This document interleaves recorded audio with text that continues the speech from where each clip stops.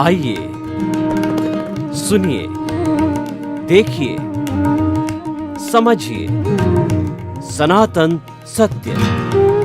जैसी दृष्टि वैसी सृष्टि, दृष्टि विज्ञान। कुदरत, कुदरती रचना एवं कुदरत के कानून से शाश्वत सुख की प्राप्ति। जोधपुर के परम पूज्य महात्मा उपासक प्रोफेसर डॉक्टर सोहन राज तातेड़ के निर्देशन में सनातन सत्य। जैसी दृष्टि वैसी सृष्टि, दृष्टि विज्ञान।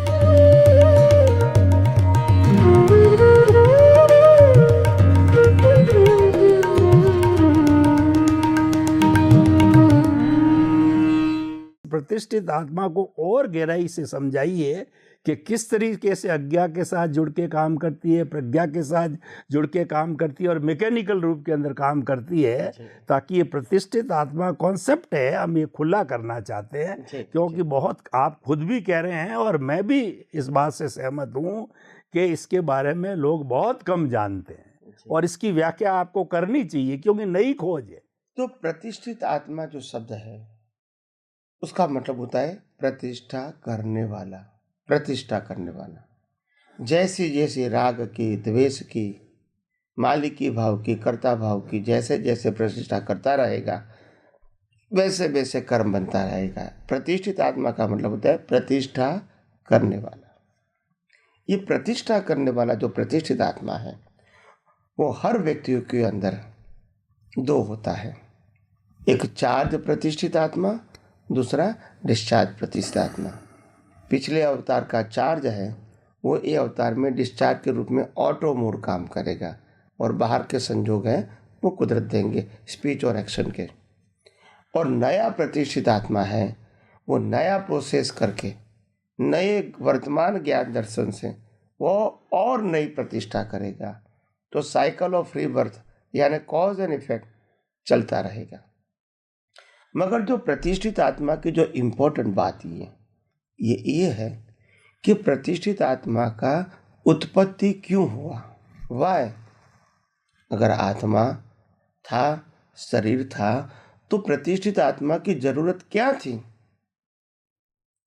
तब कुदरत कहते हैं कि प्रतिष्ठित आत्मा तो तुम्हारा क्रिएशन ने क्यों किया ज्ञान है। आपने निगोद से आके व्यवहार राशि में आए, एकेंद्रिय से लेके पंचेंद्रिय में आए, डेवलपमेंट तो हुआ।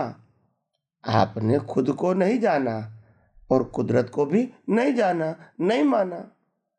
यही तो जो भी डेवलपमेंट हुआ इंद्रिय ज्ञान से वो किसका हुआ?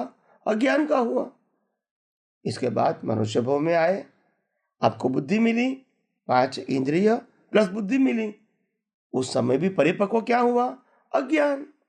अज्ञान का मतलब होता है रिलेटिव सत्य, जो 5 इंद्रियों से और बुद्धि से अनुभव में आता है।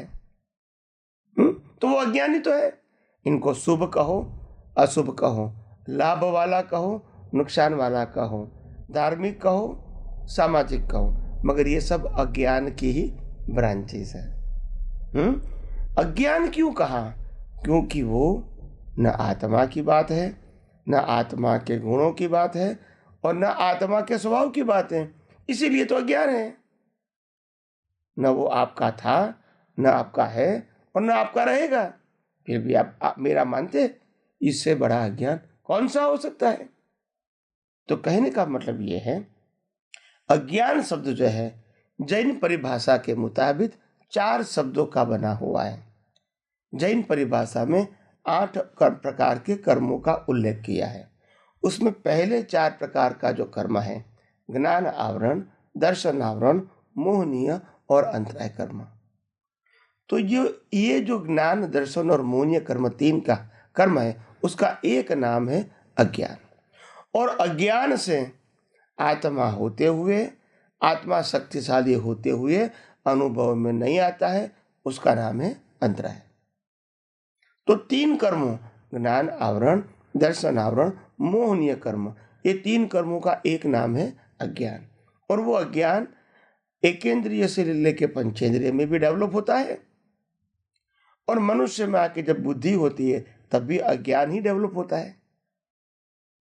अज्ञान का मतलब सिंपल समझो, रिलेटिव सत्य को सनातन सत्य मानना, रिलेटिव सत्य को ही 100% सही मानना, यानी अल्टीमेट ट्रूथ मानना, बस ये अज्ञान है।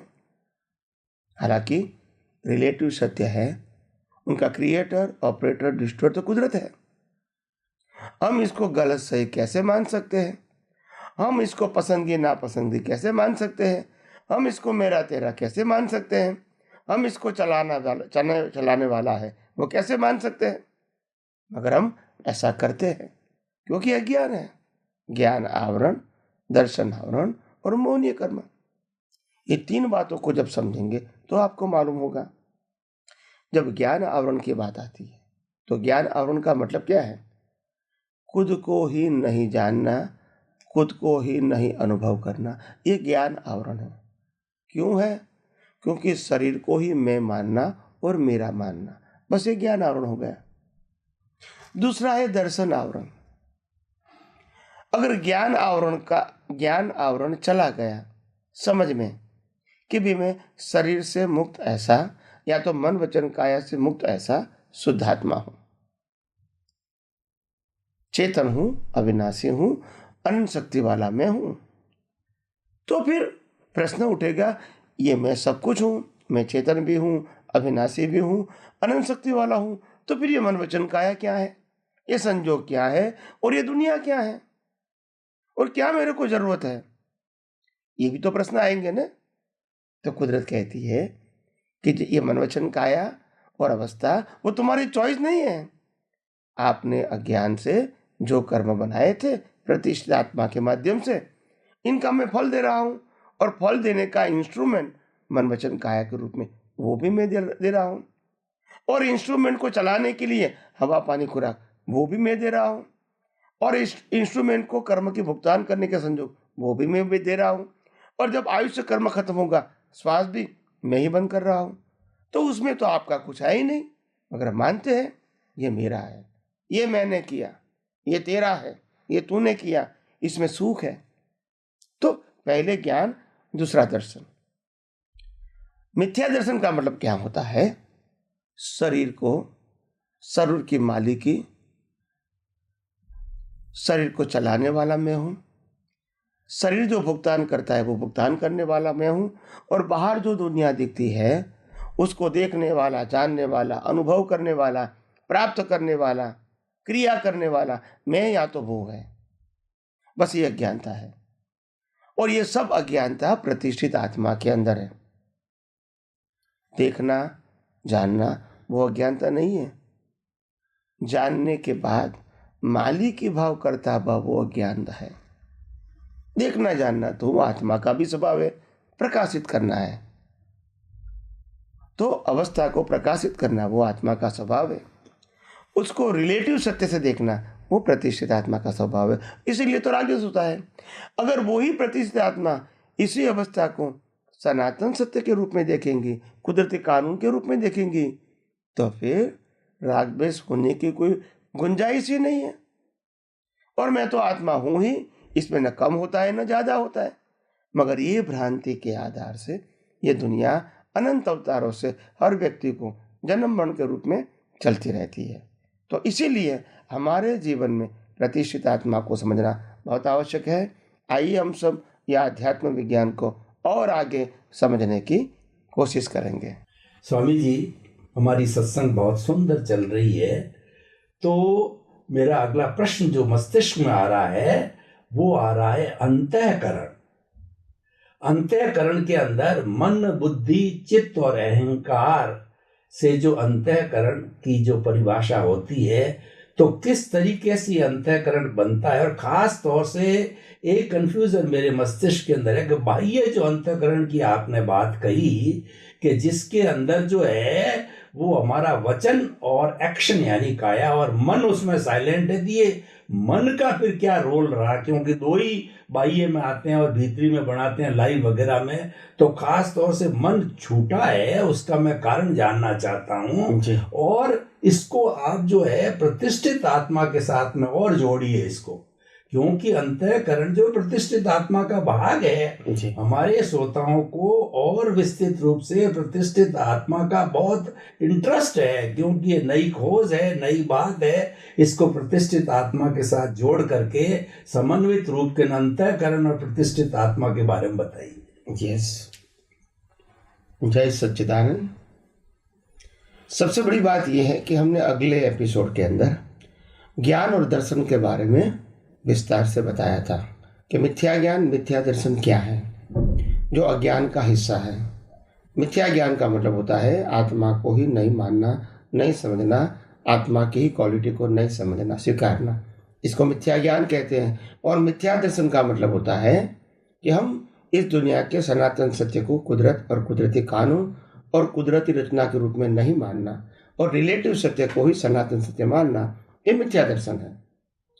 मगर जो तीसरा था मोहनीय कर्म, ये भी अज्ञान का ही एक भाग है। मोहनीय कर्म शब्द क्यों आया? जब आत्मा में ही अनंत सुख है तो मोहनीय कर्म के रूप में क्यों आया? तो कहने का मतलब यह है, जहां तक प्रतिष्ठित आत्मा के पास अज्ञान है, 5 इंद्रियों का ज्ञान है, 5 इंद्रियों के माध्यम से जो दिखता है उसका ज्ञान है, वहां तक ये प्रतिष्ठित आत्मा 5 इंद्रियों के माध्यम से बाहर ही सुख ढूंढने का प्रयास करती रहेंगी कई अवतारों से। इसी को कहते हैं मोहनीय कर्म। यानी आत्मा के अलावा दुनिया की कोई भी चीज में सुख है ऐसा मानना, ऐसे प्राप्त करने का प्रयास करना, ऐसी भावना करना, और जब उनका फल आता है तो अनुभव करना कि उसमें से सुख मिला, ये सब मोहनीय कर्म का हिस्सा है। और ये मोहनीय कर्म अज्ञानता का हिस्सा है। कुदरत का कानून बिल्कुल साफ है, ये दुनिया के अंदर सुख और दुख जैसी कोई चीज है ही नहीं, मैंने रखी भी नहीं है। लोग मानते हैं वो अपने मन से, बुद्धि से, अहंकार से, अपनी सोच से, समझ से मानते हैं। वास्तव में इस दुनिया में सुख दुख जैसी कोई चीज नहीं है, मैंने रखी भी नहीं है। तो फिर प्रश्न होता है आम आदमी को, तो फिर सुख दुख की अनुभूति क्यों होती है? तो ज्ञानी पुरुष कहते हैं ये तो आपकी मान्यता है। कुदरत तो कहते हैं भाई मैंने तो एग्जाम का रिजल्ट दिया, अभी रिजल्ट को आप सुख मानो दुख मानो, दैट इज योर सब्जेक्ट। सुख दुख मेरा सब्जेक्ट नहीं है। अगर कोई व्यक्ति ने स्कूल और कॉलेज के अंदर 100 मार्क्स में से सिर्फ 25 मार्क का ही सही उत्तर देखा है और 75 का सही उत्तर नहीं लिखा है, और दूसरी व्यक्ति ने 100 में से 50 मार्क का सही उत्तर लिखा है, और तीसरी व्यक्ति ने 100 में से 75 मार्क का सही उत्तर लिखा है, तो टीचर क्या करेंगे? 25 वाले को 25 देंगे, 50 वाले को 50 देंगे और 75 वाले को 75 देंगे। तो टीचर ने रिजल्ट दिया या आपको पास फेल किया? Think about. टीचर हमको पास फेल नहीं करती है, टीचर रिजल्ट देती है, और नियमों के मुताबिक जब लेस देन 35 या 45 आता है तो इसको फेल बोलते हैं। बाकी टीचर ने तो किसी के प्रति राग नहीं किया, किसी के प्रति द्वेष नहीं किया, उन्होंने तो रिजल्ट दिया। ऐसे कुदरत क्या करती है, भाई तुम कर्म करते हो राग द्वेष से, अज्ञानता से, मैं उनका रिजल्ट देता हूं। अभी आप इसको सुख मानो दुख मानो, वो तो आपकी मान्यता है। मैंने कभी किसी को सुख दुख नहीं दिया है, मैंने तो कर्मों का फल दिया है। मगर सब लोग अपनी मान्यता से उसको मानते हैं कि ये सुख है या दुख है। जब एक मंदिर के बाहर एक गरीब बैठा है और मैं उनको 5 रुपया दान में देता हूं तो उनके लिए सुख है, और वही मंदिर के बाहर कोई व्यक्ति BMW में से आती है और उतरती है, मैं उनका 5 रुपया दूंगा तो उनके लिए इंसल्ट या तो दुख है। तो ये कुदरत देती है, ये आपकी मान्यता है, ये तो समझो। कुदरत कहती है सुख और दुख जैसी चीज मैंने दुनिया में रखी ही नहीं है, आप मानते हो। एक व्यक्ति कहती है मैं जब सोनी का काम करता हूँ, ज्वेलरी का काम करता हूँ, तो जब मैं किसी को ज्वेलरी बेचता हूँ तो मेरे को सुख होता है। लेडीज कहती है हम खरीद को पहनने में सुख होता है, ये तो आपकी मान्यता है। बिल्डर कहता है मेरे को मकान बेचने में सुख है, और कस्टमर कहता है मेरे को खरीद कर रहने में सुख है, ये तो आपकी मान्यता है। एक व्यक्ति कहता है मेरे को शादी न करने में सुख लगता है, दूसरा कहता है मेरे को शादी करने में सुख लगता है, ये आपकी मान्यता है। एक कहता है मेरी शादी नहीं होता है इसलिए मैं दुखी हूं, दूसरा कहता है मेरी शादी हो गई बाद में मैं दुखी हूं। तो सबकी अपनी अपनी मान्यता है। ये कोई सनातन सत्य या कुदरत का कानून नहीं है, उसी को तो अज्ञान कहते हैं। मगर हम आज तक ये बात को समझने की कोशिश तक नहीं किया। जब कुदरत साफ बोलता है ये मनुष्य वचन काया भी तुम्हारा नहीं है, सत्ता संपत्ति संबंध और साधन भी तुम्हारा नहीं है और हो भी नहीं सकता है, फिर सुख दुख की कल्पना क्यों करते हो? जो संजोग आता है कर्मों के फल स्वरूप आता है, उसमें टाइटल मत लगाओ सुख और दुख, इसमें वितराग रहो। कैसे वितराग रहो? हर अवस्था को कुदरती कानून के मुताबिक देखो, कुदरती रचना के मुताबिक देखो। ये अवस्था कुदरत ने दिया है, चाहे वो हमारी मान्यता का मुताबिक सुख वाली है या तो दुख वाली है। सभी अवस्था किसने दिया है? कुदरत ने दिया है। क्यों दिया है? कर्मों के फल स्वरूप। तो कुदरती रचना के रूप में स्वीकार करो, कुदरती कानून के रूप में स्वीकार करो, तभी तो राग द्वेष नहीं होगा, तभी को मालिक की भाव और कर्ता भाव भी नहीं होगा। नहीं तो ये राग द्वेष होगा, मालिक की भाव कर्ता भाव होगा, नए कर्म बनेंगे तो कर्म फल के लिए जन्म मरण भी कुदरत ही देंगे। तो इसीलिए ये आध्यात्म विज्ञान के अंदर ये तीन बातों को, ज्ञान आवरण, दर्शन आवरण और मोह्य कर्म, तीनों का एक नाम है अज्ञान। और वो अज्ञान के आधार से हम आत्मा की अनंत शक्ति और आत्मा के अस्तित्व को हम अनुभव नहीं कर सकते, उसका नाम है अंतराय कर्म। ये चार कर्म को जैन परिभाषा में घाती कर्म बोलते हैं, जो आत्मा की अनंत शक्ति को घात करता है, आत्मा के अस्तित्व को घात करता है। और ये अगर चार कर्म खत्म हो गए, अज्ञानता खत्म हो गई, उसी को तो केवल ज्ञान कहते हैं। भले ही बाकी के चार कर्म, नाम कर्म, गोत्र कर्म, वेदनीय कर्म, आयुष्य कर्म, इसका एक नाम है अघाती कर्म, जो आत्मा का अस्तित्व और अनंत शक्ति का वो घात नहीं करते हैं। ये चार प्रकार के कर्म है, अघाती कर्म, नाम कर्म, गोत्र कर्म, वेदनीय कर्म, आयुष्य कर्म। ये तो मन वचन काया से भुगतान करने का है, इससे आत्मा से कोई मतलब नहीं है।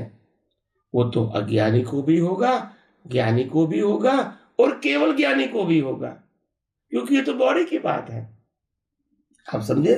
तो इंपॉर्टेंट बात है ये है, जहां तक अज्ञान है वहां तक जन्म मरण है, और वहां तक हमको ये दुनिया में घूमना ही है। और इसको नाश करने के लिए सनातन सत्य, कुदरती कानून, यूनिवर्सल ट्रूथ लॉ, उसके अलावा कोई चारा नहीं है। तो इसीलिए मैंने कहा ये बात समझना हमारे लिए बहुत जरूरी है कि आखिर ये जो मिथ्या ज्ञान, मिथ्या दर्शन, मोहनी कर्म है, जिसके आधार से अज्ञान है, इसको हम कैसे नाश कर सके, ये जानना हमारे लिए बहुत जरूरी है। दूसरा कनेक्टेड क्वेश्चन था मन, बुद्धि, चित्त और अहंकार का। ये क्या है? मैंने अगले एपिसोड में बताया, मन, बुद्धि, चित्त, अहंकार is a processing factory of a new cause. तो आप इसको एक नाम बताओगे तो इसको अंतःकरण भी बोलेंगे, और दूसरा एक नाम बताओगे तो उसको मन भी बोलेंगे। मन के ही चार फेसिस है, मन, बुद्धि, चित्त, अहंकार, वो मन का ही चार फेसिस है। चार चीज नहीं है, चार प्रकार का रोल है। वही मन विचार करता है, वही मन बुद्धि के उपयोग करता है, लाभ है नुकसान, वही मन के अंदर चित्त है जो ज्ञान दर्शन के रूप में आता है, और वही मन के अंदर अहंकार है। ये चारों फेसिस है मन का। और इसीलिए हमारे धर्म ग्रंथों में भी लगाया है, मन ही बंधन और मुक्ति का कारण है। मन ही बंधन और मुक्ति का कारण भी मन ही है। अगर मन के अंदर सही दृष्टि होगी, वो ही अज्ञान को नाश करेंगे, उनका भी अस्तित्व लाइव खत्म हो जाएगा।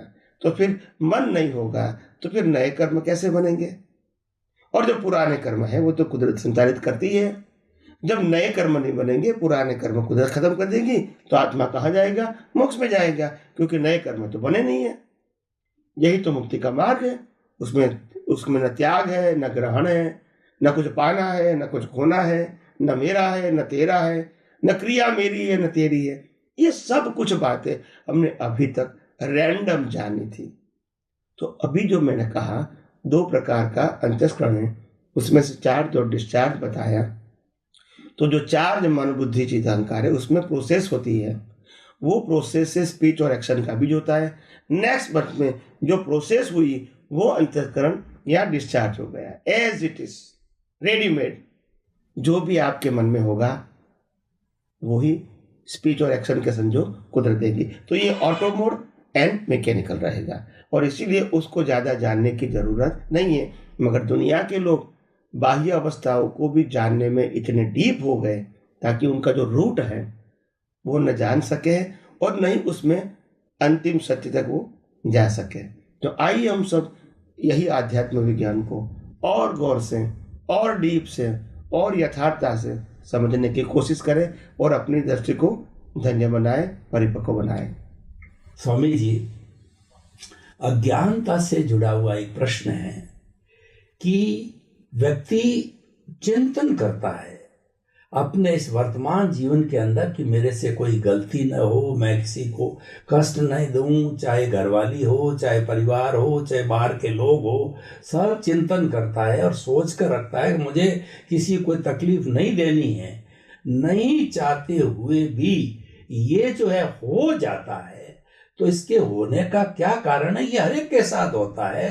तो व्यक्ति को ऐसा आप अपने अध्यात्म विज्ञान से बताइए, इसका रीजन क्या है, और उस रीजन को पता करके हम अपने आप में अवस्थित होकर के और जो हमारा होने वाला उसको रोक सके, ऐसा कोई सूत्र दीजिए। जय सच्चिदानंद। यही तो रहस्य है आध्यात्म विज्ञान का। आज इंसान, आम इंसान कहो या धर्मगुरु कहो, यही तो नहीं जानते, रहस्य नहीं जानते। वो धर्म जानते हैं, रहस्य नहीं जानते हैं। इसीलिए आध्यात्म विज्ञान जानना सबके लिए बहुत आवश्यक है। और ये आध्यात्म विज्ञान के अंदर कुदरत, कुदरती कानून और कुदरती रचना को समझना हमारे सबके लिए बहुत जरूरी है। क्योंकि बात सही है कि संजोग आते हैं तो खराब अच्छे विचार भी आ जाते हैं, भाषा भी निकल जाती है और वर्तन भी ऐसा हो जाता है। सभी व्यक्तियों का अनुभव है। और ये भी बात मालूम है कि जो खराब विचार आते हैं, भाषा निकल जाती है, वर्तन हो जाता है, वो सही नहीं है। इसका ज्ञान भी हमारे पास है, ऐसा नहीं कि नहीं है, ज्ञान है। मगर फिर भी हो जाता है, फिर पश्चाताप भी होता है, फिर लगता है कि नहीं नहीं ऐसा नहीं करना चाहिए। अच्छी बात है, मगर इनका रहस्य क्या है, साइंस क्या है, वो इंपॉर्टेंट बात है। इंपॉर्टेंट बात कुदरती कानून के मुताबिक ये है, कुदरत ने साफ कहा है सबको कि जन्म से मौत तक आपके वर्तमान मन वचन काया से जो कुछ भी होता है, इसके लिए आप 100% रिस्पॉन्सिबल नहीं हो। मन से, वचन से, काया से जो कुछ भी होता है, इससे आप 100% रिस्पॉन्सिबल नहीं हो, क्योंकि उसका क्रिएटर, ऑपरेटर, डिस्ट्रॉयर मैं हूं, इसीलिए जिम्मेदार नहीं हो। मगर हम आज तक समाज के माध्यम से, परिवार के माध्यम से, धर्मगुरुओं के माध्यम से, शिक्षित व्यक्तियों के माध्यम से हमने यही जाना है, ये विचार मैं करता हूं, जबान मैंने बोली, वर्तन मैंने किया, बस यही तो कंफ्यूजन है। और इसीलिए गलती होने के नाते हम गलती को कभी स्वीकार करते हैं, कभी नहीं भी करते, क्योंकि अहंकार बीच में आ जाता है, कभी द्वेष बीच में आ जाता है, कभी राग बीच में आ जाता है। तो ऐसा क्यों होता है? क्योंकि इसके पीछे का जो रहस्य है वो नहीं जानते। तो मन वचन काया की अवस्था मात्र कुदरती रचना है, मगर एक कुदरती रचना के पीछे हम उसको कुदरती रचना के रूप में नहीं जानते। और इसीलिए हमको लगता है कि ये मैंने किया, ये आपने किया, ये मेरा है, ये तेरा है, मेरे को ऐसा विचार नहीं करना चाहिए, मेरे को ऐसा बोलना चाहिए या तो नहीं बोलना चाहिए, मेरे को ऐसा ही वर्तन करना चाहिए या तो नहीं करना चाहिए। मगर मेरे को ये समझ में नहीं आता है, अगर आप आध्यात्म के मार्ग में आगे बढ़ना चाहते हैं तो आपको आत्मा का अनुभव करना है, प्रकृति का करना है, या प्रकृति को सुधारना है, किसका करना है डिसाइड करो पहले। क्योंकि प्रकृति का तो जन्म जीवन मृत्यु तीनों कुदरत के हाथ में है, हमारे हाथ में है नहीं। इनको सुधारोगे तो भी और बिगाड़ोगे तो भी, तो फायदा क्या है आपको? अगर आपकी प्रकृति आज खराब है, आपने अच्छे भाव कर दिए, तो नेक्स्ट बर्थ में आपकी प्रकृति अच्छी आएगी, मैं मानता हूं। मगर जैसे बुरी प्रकृति को भी जलाना है, अच्छी प्रकृति को भी जलाना ही है, तो बेनिफिट क्या होगा? आत्मा से तो कोई मतलब ही नहीं है। प्रकृति अच्छी है, प्रकृति बुरी है, इससे सामाजिक और धार्मिक फर्क होता है, आध्यात्मिक फर्क नहीं होता है। हम जब मुक्ति के मार्ग में आगे बढ़ना चाहते हैं, आध्यात्म विज्ञान को समझना चाहते हैं, सनातन सत्य को समझना चाहते हैं, कुदरती कानून को समझना चाहते हैं और हर अवस्था को कुदरती रचना के रूप में देखना चाहते हैं, हमको ये रहस्य विज्ञान के रूप में, सिद्धांत के रूप में समझना ही पड़ेगा, और कोई सॉल्यूशन नहीं है। और मैंने अपने प्रवचनों के अंदर, अपने सत्संग के अंदर कहीं बाहर कह चुका हूं कि ये जो मैं विज्ञान बोलता हूं, आध्यात्म विज्ञान, जो कुदरत, कुदरती कानून और कुदरती रचना के ऊपर आधारित है, ये विज्ञान रामकृष्ण महावीर को भी समझना ही पड़ा था। और जितने भी लोग संसार से मुक्ति पाया, सभी लोग को ये विज्ञान बिना समझे, इनको वितरागता या अज्ञान नाश करना या आत्मा का अनुभव करना संभव है ही नहीं। और इसीलिए मैं मानता हूं हम सब भी यही आध्यात्म विज्ञान को और गौर दृष्टि से और डीपली और शार्पली हम समझने की कोशिश करेंगे, तो धीरे धीरे सभी रहस्य मालूम होंगे और आप सबको भी समझ में आ जाएगा ये अध्यात्म विज्ञान हमारे लिए कितना इम्पोर्टेंट है समझना। और ये सनातन सत्य है। और इसका प्लस पॉइंट ये है कि अगर आपने इस बर्थ में 5-10% भी सनातन सत्य जाना है तो never destroy, it is convert in a development. सनातन सत्य ही तो डेवलपमेंट है और रिलेटिव सत्य ही तो अज्ञान है। अज्ञान कैरी फॉरवर्ड नहीं होता है, अज्ञान से तो कर्म बनता है, उनकी भुगतान मिलती है, खत्म हो गया। सनातन सत्य का दूसरा नाम, सनातन सत्य को जानना, दृष्टि से उपयोग करना, अनुभव करना, उसी का दूसरा नाम है डेवलपमेंट। जो carry forward birth to birth होता है वो कभी नाश नहीं होता है। आध्यात्म विज्ञान में डेवलपमेंट हर अवतार में कैरी फॉरवर्ड होता है। तो आइए हम सब यही आध्यात्म विज्ञान को और गौर दृष्टि से, यथार्थ रूप से हम डीपली शार्पली हम समझने की कोशिश करें और अपने ही जीवन को धन्य बनाएं। यही मेरी शुभकामना।